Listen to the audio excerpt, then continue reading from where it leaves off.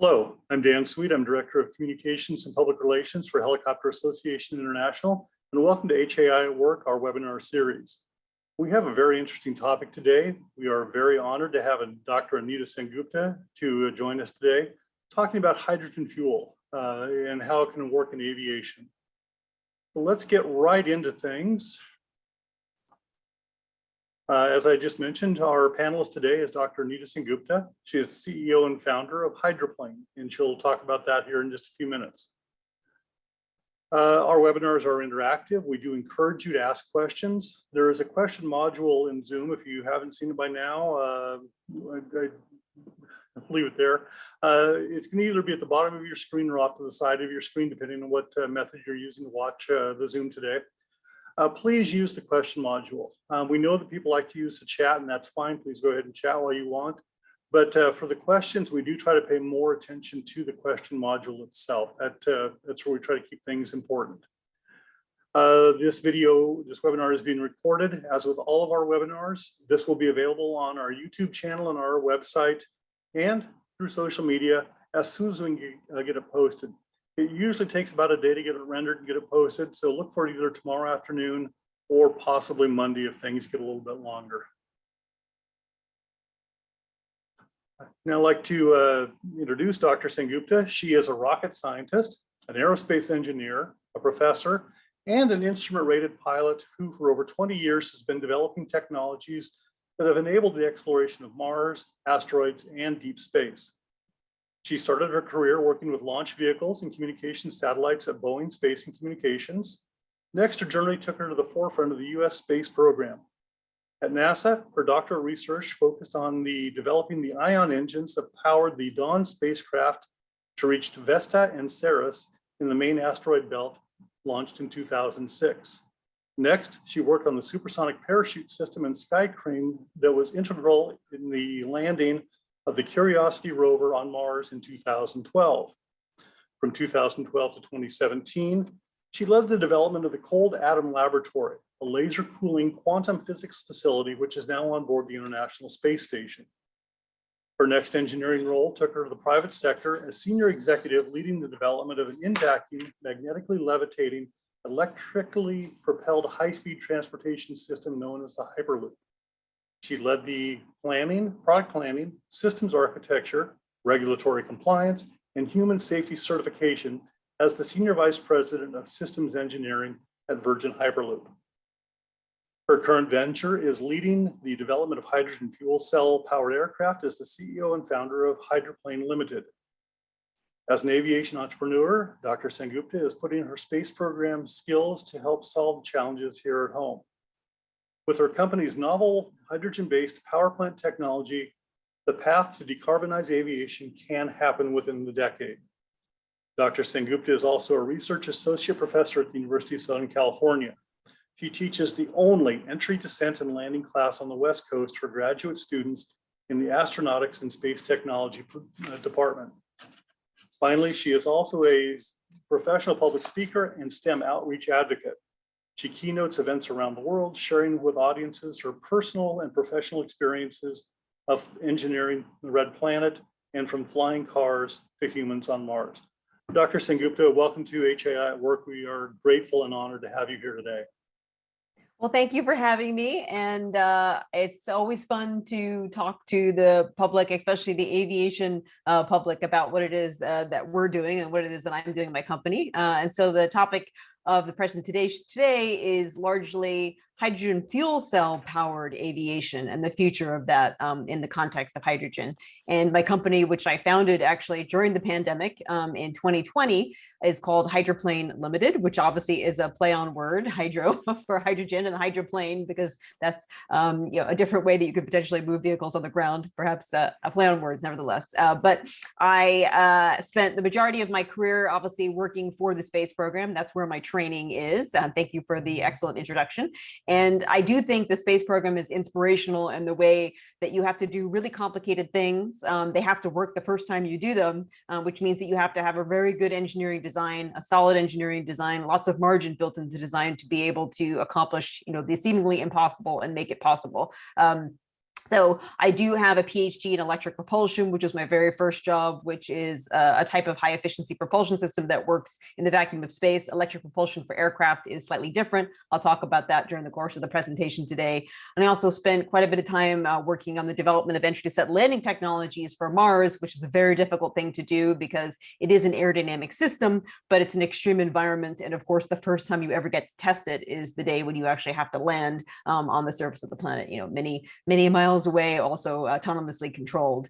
But after spending about 16 years working for NASA, I decided it was time for me to do something a little bit down to earth and focus on using my engineering skills and my leadership skills to solve some of the challenges here at home.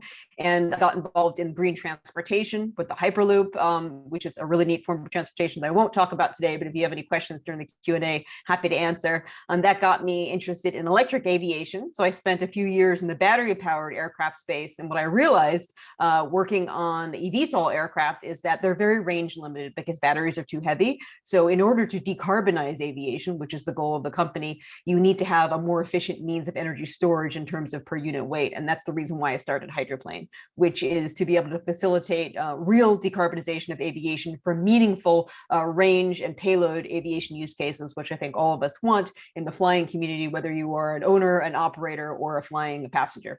I'm also very passionate about aviation. I'm a very avid pilot myself.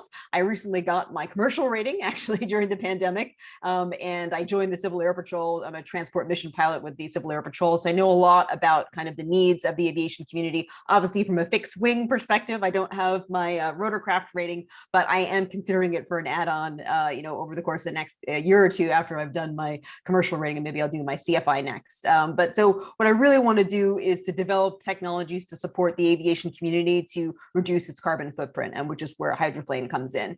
And sometimes people ask me, what was my motivation? My motivation actually has always been science fiction. I've always been a huge fan of science fiction since I was a little kid, specifically how to facilitate the exploration of space. And I think what's so amazing about science fiction is it gives you a possible vision of the future where by using technology, you can create a better world. And so, this particular graphic that I like to show during my talks is of a utopian science fiction environment, and you can see how transportation technologies obviously feature quite a bit in that regime, whether that's more efficient travel on the ground or whether that's actual space travel. And ultimately, as the engineering community and people who support the engineering community, we can use technology to build the future that we imagine it to be, that we'd like it to be. But there is another type of science fiction, which I'm also a fan of, which is dystopian science fiction, and that obviously presents a world which has gone in the wrong direction.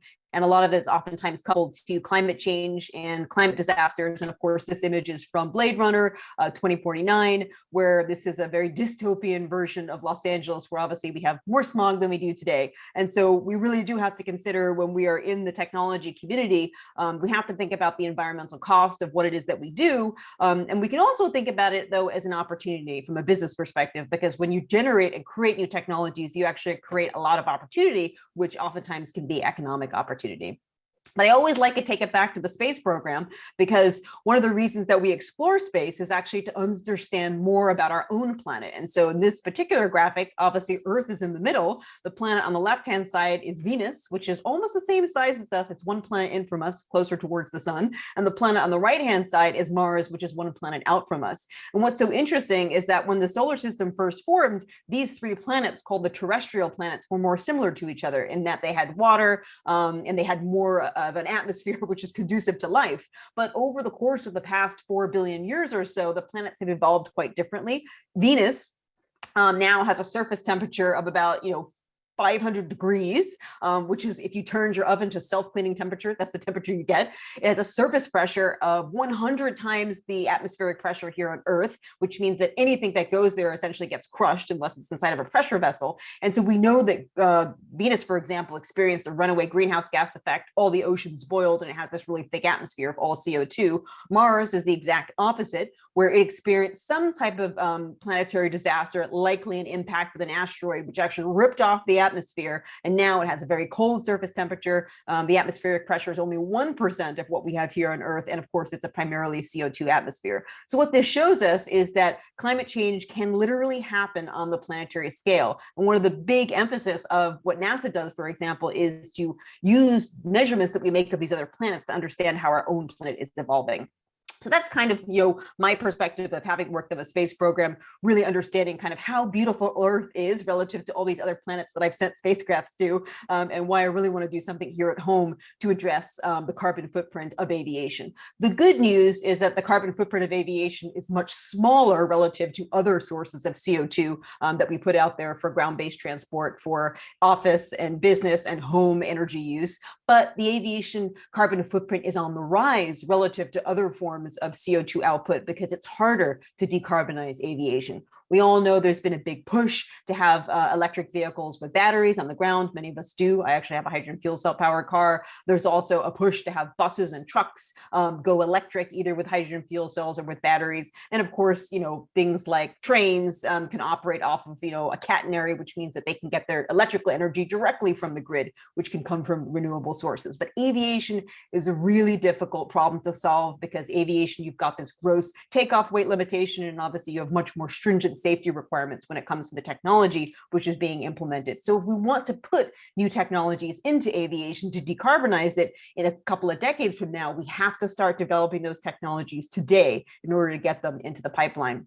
But the good news is that with all challenges, there does come opportunity. When you take a look at the size of the market, the total addressable market for aviation, you're looking at $1 trillion. So which means if you implement a new technology that can go into that marketplace, which is constantly being upgraded, and new platforms are being built, overhauls are being done, you can tap into a really enormous revenue stream. So it's a good business opportunity. So we shouldn't view it as something negative. We should view it as something positive. Helps the environment, also creates jobs, also just creates a better solution, a more efficient way for us to get from point A to point B. And so that's why I say it's a challenge, but it's a challenge that we can solve, and it benefits all of us to solve this particular challenge together. And when we talk about sustainable aviation, we're really talking about electric propulsion, electric aviation. And there are different ways to do that on the ground. You can do it with lithium-ion batteries, or you can do it with hydrogen fuel cells. But for the aviation use case, you simply can't do it with batteries because batteries are too heavy, which means it forces you either to hydrogen fuel cells if you want to go electric, or you could do direct combustion of hydrogen, which is a trade which obviously different people are looking at, such as Airbus, for example. But there are so many benefits to electric propulsion.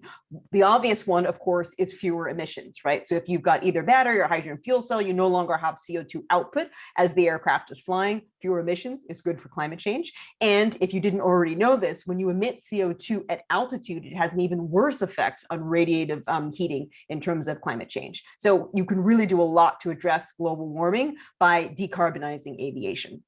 So the other element, of course, of electric propulsion is that it's a more efficient way to use your energy to begin with. When you have combustion, you generate a lot of heat. That heat is just wasted. It isn't used. When you have an electrochemical reaction, more of that initial energy goes directly into the momentum transfer that you're looking for to generate thrust, for example. The other benefit of electric propulsion is that it's quieter. So anybody who's got an electric car out there, when you no longer have that internal combustion engine, you no longer have that noise signature associated with it. So when you implement an electric propulsion system on an aircraft, you reduce the noise signature. And all of us who fly in the smaller aircraft, lower altitude aircraft community knows that the general public doesn't like noise from aerial platforms. So if you can reduce your noise signature, you also address noise pollution. You also address one of the things that people don't like about small airports, the noise that comes from them. All of a sudden, it becomes less of an issue. And now the background noise from cars will always be in excess of what an electric aircraft will sound like.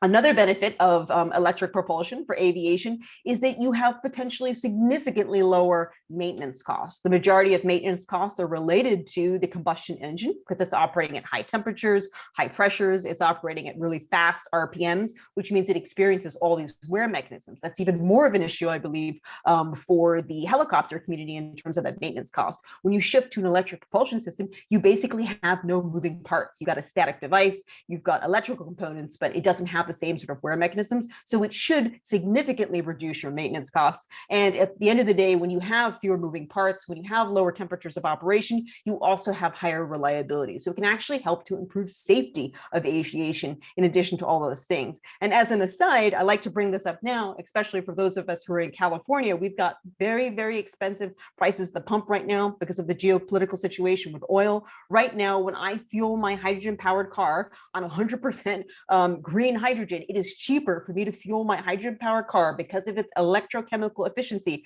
than it is for me to fuel my standard gasoline-powered sedan. So at the end of the day, it also becomes an economic operational benefit to shift to electric propulsion, and specifically hydrogen fuel cell electric propulsion for aviation, because it will become less expensive to actually fuel your aircraft, which at the end of the day is what the owner and operator really cares about. So reduce maintenance cost, reduce noise, and better cost efficiency in terms of fueling your aircraft. And so batteries simply don't work. I'll talk about this a little bit more, showing you a graphic of energy density, and it will become apparent to you why that doesn't really work for the majority of aviation use cases. So now hydrogen. We all actually do work with hydrogen quite a bit, which is all of the energy that powers what we do here on Earth ultimately comes from the sun in the form of radiation. And so the sun actually is made of hydrogen undergoing a nuclear process, which releases radiation, which we're able to have here on Earth, which gives us warmth, which gives us plants. And so it is the most abundant element in the universe, and it also powers our sun. So that's the advantage of hydrogen, is there's no shortage of it. It can, however, be difficult to extract it down here on Earth, because the best place to get hydrogen is from water. And so water, its chemical composition is H2O. And when you apply electricity to water in a process called electrolysis, you can release hydrogen and oxygen.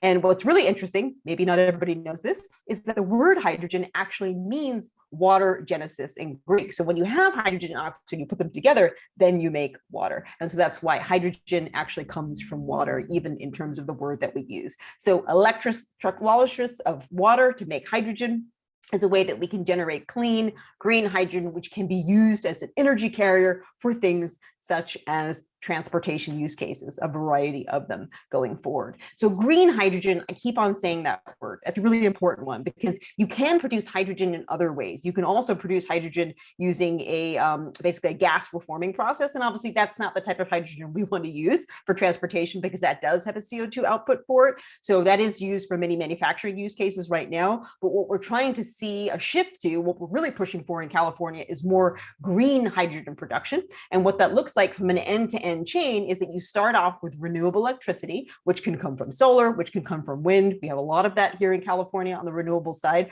That generates electricity, which then goes into an electrolyzer, which is actually a fuel cell in reverse. So green electricity going into an electrolyzer, which then produces hydrogen. We then have to store that hydrogen. We can store it either as a high pressure gas, or we can store it as a liquid at cryogenic temperatures. And then that then provides the fuel source for the variety of industries that might use it downstream. Obviously, we're focused on the aviation sector, but it's a really important one for the manufacturing sector. And it's a great use case for marine and the shipping sector, which also has a pretty bad CO2 footprint, which is something that we're also interested in the company. So what you can see is that when we talk about hydrogen as a future of fuel for a variety of different industries, we have to also talk about the infrastructure which is required to create the electricity, as well as to run the electrolyzers, as well as to store that hydrogen for a different variety of use cases. And it's important because the more end users you have for something, the more likely you are to get government funding and support and public-private partnerships to support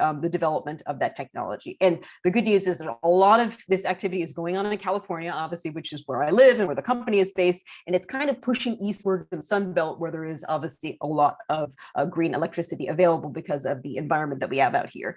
And although I assume the audience is largely from the United States, hydrogen is also of tremendous interest to Europe and the European Union, and they have similar projects going on there to support green hydrogen production, as well as green hydrogen aviation. But when we do talk about hydrogen, and when we really care about this as, pilots and owners and operators of aircraft, is, well, what about the hydrogen infrastructure so that I can actually refuel my plane one day? And so it really does, of course, have to start with that green electricity production, which you see in the graphic here. And where we're located, which is in the desert in North Los Angeles County, there's no shortage of green electricity. And what's shown here is something you probably haven't seen before, which is a solar concentrator facility. So it's a little bit different from a solar farm with solar panels. It uses solar concentrators, which are mirrors, which the sunlight was reflected off of those and goes onto a column of a salt, which becomes molten, which then generates heat, which then turns a turbine and generates electricity. So there's two different ways that you can actually generate green electricity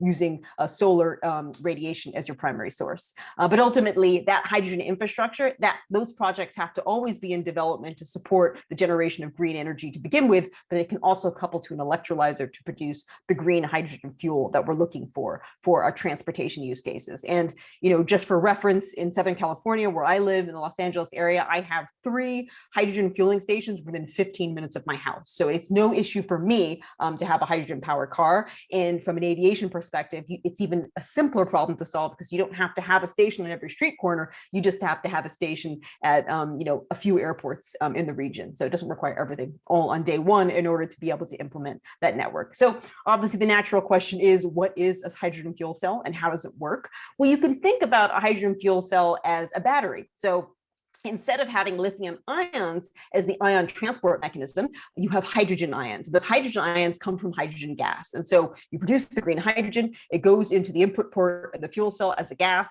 It then interacts with something called a catalyst, which ionizes that hydrogen, the hydrogen ions. Those ions then pass through something called a polymer membrane. And then the electrons that are released in this ionization process go around, complete the circuit, which generates your electricity. On the other side, you have oxygen, which comes from the air, which you can see on the right-hand side here, that also is ionized using a different type of catalyst. Those oxygen ions then combine with those hydrogen ions, which pass through the membrane to generate water. And the only exhaust product from this electrochemical reaction is literally liquid water. So this is truly a carbon emission-free air-breathing battery system, which uses hydrogen as the ion transport mechanism, a polymer membrane, which it passes through, and then, of course, oxygen from the air to be able to close that circuit, and then your only exhaust product is water. And so it's pretty fascinating device. It's very simple. If you think about it, it's very much a passive device, doesn't have moving parts. This is an electrochemical reaction.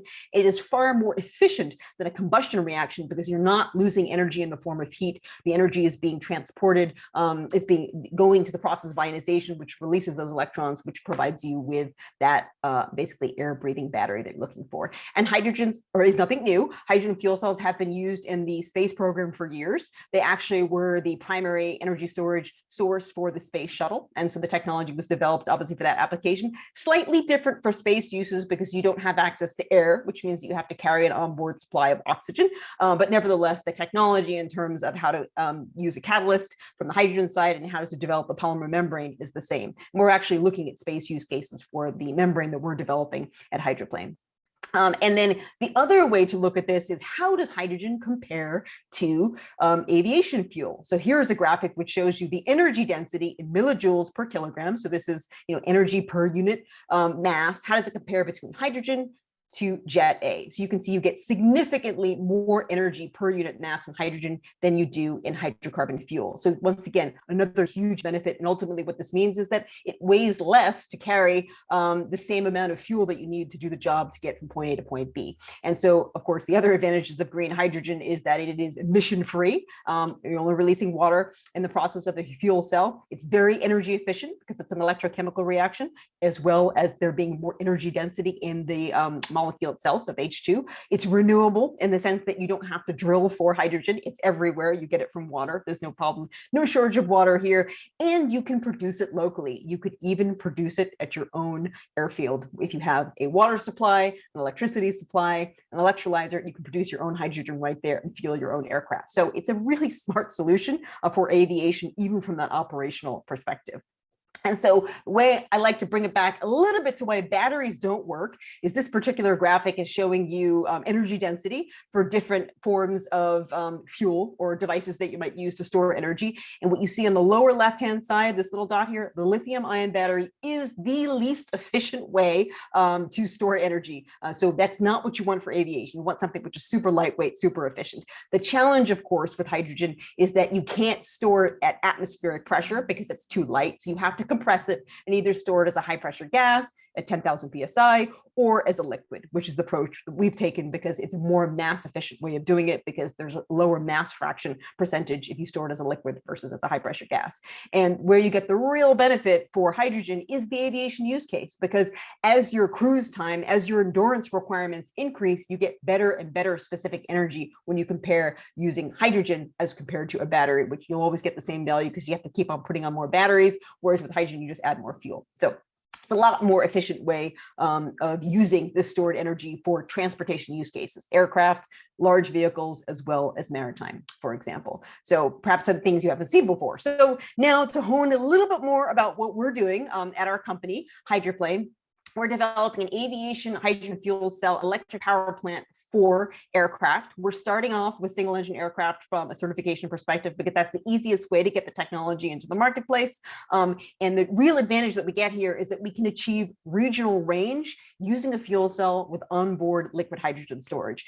As compared to the other electric propulsion alternative, which is battery, there's no charging required, right? You just fuel up your airplane, you just fuel up your car in the case of my hydrogen powered car. And from an operations perspective, you do not want to have to sit on the field for 45 minutes to an hour to charge up your plane. You want to be able to get up and go. And it takes only a few minutes to fuel up your vehicle using hydrogen. Of course, zero carbon emissions, low capex and opex. We're going to talk about that reduced noise signature in the context of small fixed wing single engine aircraft to be certified under Part 23. A new technology, believe it or not, these technologies are already being looked at from a regulatory and from a standards perspective by organizations like SAE, for example. There's multiple working groups that are already focused on the hydrogen problem. And in terms of our use cases of the product that we're selling, we have government uses as well as commercial uses. On the government side, medevac, search and rescue, a range extender for UAS, UAV systems, right, which can only fly for short periods of time. Now they can fly for much longer periods of time. This would be a replacement for a hydrocarbon, for example, and any kind of vertical lift application, which obviously can include, rotorcraft and helicopters. For commercial uses, general aviation is a really big market. Urban air mobility is an up and coming market, which couples to air taxis in general, cargo transport, right? This obviously is a way that you could reduce the carbon footprint of high value cargo that you want to ship quickly from point A to point B. Regional transport, because we have the ability to fly long endurance with these types of aircraft. We're not talking about, continental transport or transoceanic transport. We're talking about regional from city to city. And then of course, flight training is a really important one. This is a great use case because if you can reduce the operational cost per hour, that reduces, the amount of money that it costs to get new pilots into the marketplace so that they can work for the airlines at the end of the day. And then humanitarian aid obviously is a really important use case because these are initially starting with a much smaller platform, which means you're not going to be using it for jet aircraft. We'll talk about that a little bit later in the presentation as we go forward. And so I am an engineer by training, so I'm not a business person, but I spent a lot of time working in the startup space over the past 5 years. So I learned how to, generate a business case and look for opportunities from the technology side to get it into a good business model. And so our flight plan, pun intended, was to start off by funding the technology, finding a government customer and getting government customer funding. And so we applied to the Agility Prime program, which is basically the venture arm of the Air Force, and we were selected. We won a contract in 2020 and we won our second contract this year. So we are funded in our development with a government customer, and we have so many government use cases that we can support. So it made a lot of sense that they were interested in a technology like this, which could support vertical lift, which could support eVTOL, and can also support a variety of mobile energy storage use cases. And where we are as a company right now is we are in the design phase of the power plant. As you can see it configured on the aircraft below, and you can see our demonstrator aircraft right above, which is a Piper Cherokee aircraft.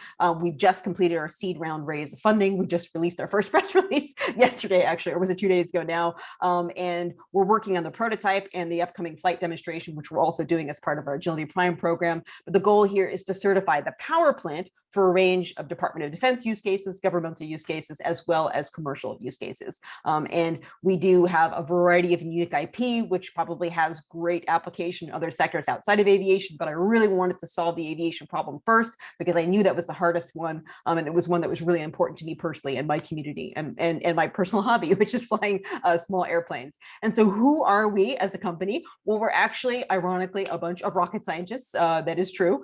We've all worked for the space program, NASA, Boeing, Virgin, and SpaceX. We've worked on launch vehicles. We've worked on cryogenic propulsion systems, which is, we've got a lot of experience on that front. But we also have people who come from the automotive side, because there are lots of synergies with automotive that we can leverage here, which reduces capital expenditures and allows us to develop a solid supply chain, which can help many sectors in ground-based transportation, in addition to aviation, which is what we're interested in. And yeah, and it actually pays to be a professor, because I have access to all kinds of wonderful students who are coming out of their engineering programs, both at the school that I teach at, as well as I have professor colleagues. So we've got a great team up and running. We also have a much larger team, which includes very, very young people, some of them who are still interns, all the way to experienced professionals. And it's quite enjoyable to build a company from scratch. So I'm always happy to show our latest and greatest awesome employees that we're bringing on board.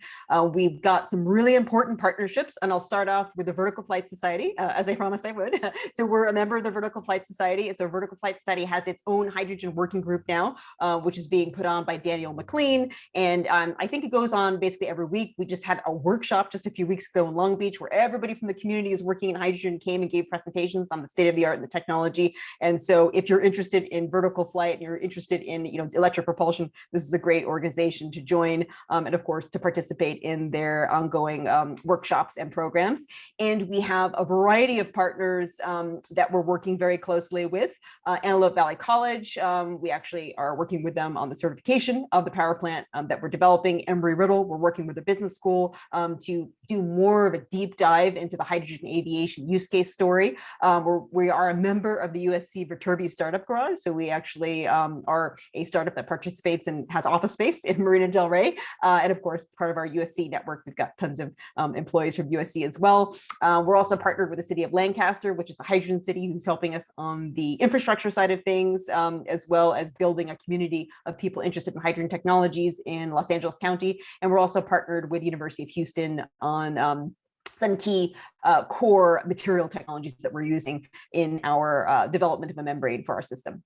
On our customers, we do have customers already, which is great. It's wonderful to be a revenue generating company from the get-go. Our customer is Agility Prime, and which of course is part of the US Air Force. And we have a technical customer, which is AFRL, and we have an end-use operational customer, which is Edwards Air Force Base. And we had the opportunity to go and visit Edwards Air Force Base just a few weeks ago to attend their TEDx event. And so we're hopeful that we'll be able to have a test program out there as well, because they are a historical place in the United States where new technologies are tested for aviation applications. And so that's our hope that will be a home for our future testing over the course of the next few years. In terms of where we are in our development, we're focused on a rapid go-to-market platform, which is single engine aircraft. And so our demonstrator aircraft is a Piper Cherokee. And so we're designing the system not only for 200 horsepower, it is modular in the sense that you can increase it to get up to higher power levels to support larger single engine aircraft, as well as to support, propulsion pods and multi-engine aircraft and urban air mobility systems and larger power requirements that are required for rotorcraft.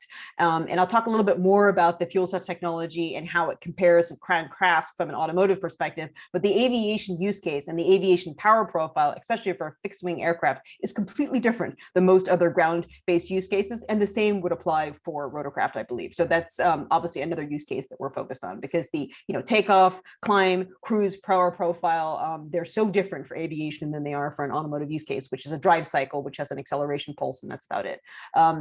What's also really nice about starting with a simpler platform is that it doesn't require any unique piloting expertise, right? So you can be a commercial pilot and fly this for, a cargo operator or for an airline operator. I'm sorry, not an airline, but, like a Part 135. It doesn't require, any kind of new type of flying skills or anything like that. It'll just be like, can you drive a gasoline powered car? Can you drive an electric car? You can drive a car. It will be the same thing here. It will feel exactly the same. And many of us in the company are very experienced pilots. So we're obviously designing the system with the pilot in mind, so we can continue to fly comfortably. And we are designing for in excess of 500 kilometers because we want to provide a system to people that will be a direct replacement for their combustion piston engine, so that you can go with this, do your overhaul, and this will be your platform, which is emission free as well as lower to operate, is our target, of course. And everything else about it will be the same for you. Now, you will, in addition to having a new power plant, you will also have to replace your feed system because you have to carry hydrogen versus gasoline. And you can ask me some more questions about that in the Q&A in terms of like, how do you operate with hydrogen? What is that like? But I can tell you, as somebody who owns a hydropower car, it's very easy. It's not complicated at all. And so the real basis for what we're doing is designing a power plant for aviation. So the only hydrogen fuel cell technology that exists out there today is for, in the commercial marketplace, is for cars. It's very heavy. It's designed with reducing unit cost in mind. It's designed with a very different power profile cycle, which means it's optimized for a very different current density for what you need for aviation. And so our system is designed specifically for the aviation power profile.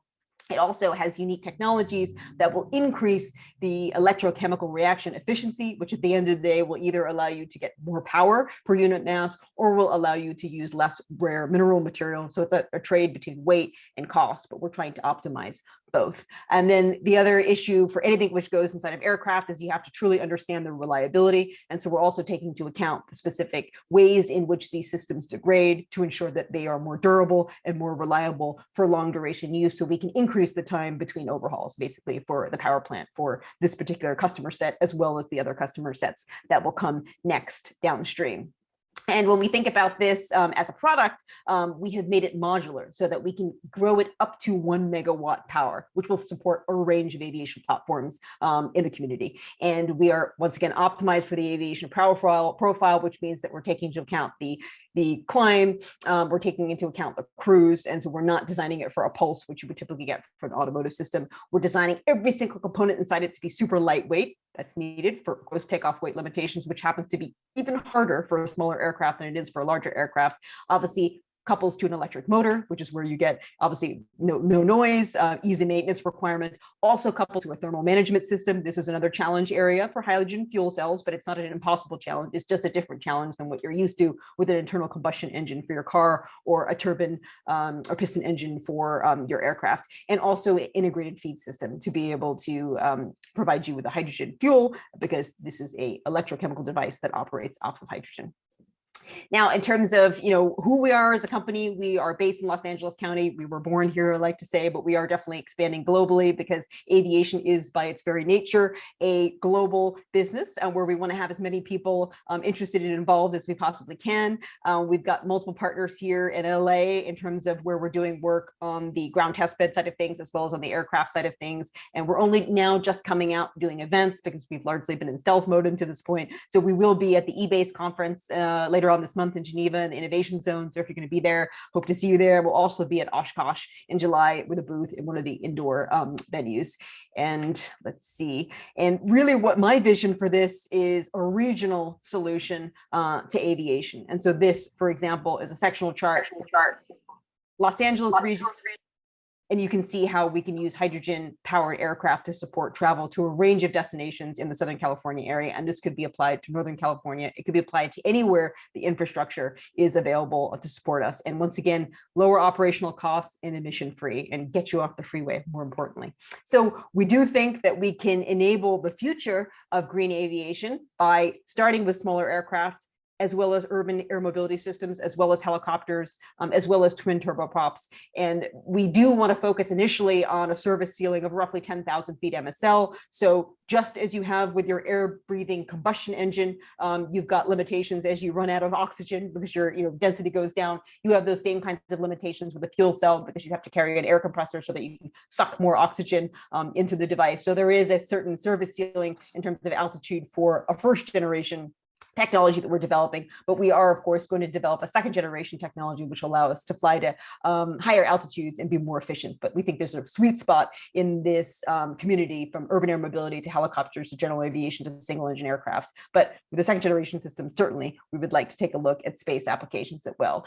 And we also are looking at other synergistic verticals, which would be marine sector. Obviously, they've got a big challenge. They don't have as much of a challenge from a gross takeoff weight limitation. They do have have some challenges, but certainly they're more similar to cars in terms of how heavy they can be. Hyperloop is another application, which this is a sweet spot for. Jet aircraft does require a second generation membrane technology, which we're also developing, but more on a research basis. And then there are coupling to basically Mars exploration systems, which care about high durability membranes, which might utilize fuel cells, as well as human Mars exploration. So that's, of course, more the 10 to 20 to 30 years downstream in the pipeline. But I think, what's so nice about transportation is that we develop technologies which ultimately are synergistic with other things which help to decarbonize our planet. So when we make a push for green hydrogen, we automatically make a push for more green electricity, which helps everybody, right? Not everybody needs mobile energy transport, right? They may just need energy storage. And so by having more green electricity, which couples to green hydrogen, which couples to aviation, which couples to ground transport, it also means that we have more energy available to provide electricity to homes and businesses, which is also lower carbon footprint. And the real goal, of course, is to be able to have transoceanic flight using a second generation membrane technology, which can also be emission-free, carbon emission-free in that sense. And we just finished filming our first promo video, which we will launch at eBase. And this is a fun picture of the team that came from it in the desert, where we have our aircraft build going on. So I think that covers my remarks, and that gives 15 minutes for questions. And we are pretty active. I am definitely very active on Twitter, so feel free to tweet us at Hydroplane Arrow and or me at Dr._Astro. And we want to engage as many people as possible, because I should say that one of the reasons why I really wanted to focus on the smaller aircraft community is because I am one of these people, and I want to get this technology into that community first, because I think this is a way to actually reduce your operational costs and allow you to be kind of at the forefront of decarbonizing aviation. Thank you.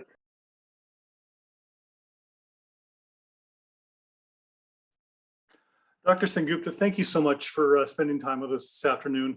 I can see that our audience was strongly engaged with this topic. And really appreciate you willing to share your knowledge and experience with us today. Well, thank you. And please do follow us on Twitter and Facebook or LinkedIn, because we're going to put out a newsletter soon that you can sign up for. So if you're interested in latest developments, we'll keep you in the loop. Okay, well, thank you so much. I appreciate your time, and we'll conclude, and I'll just wrap things up here very quickly.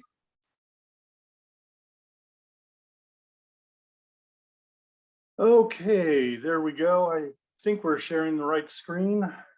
At least I hope so.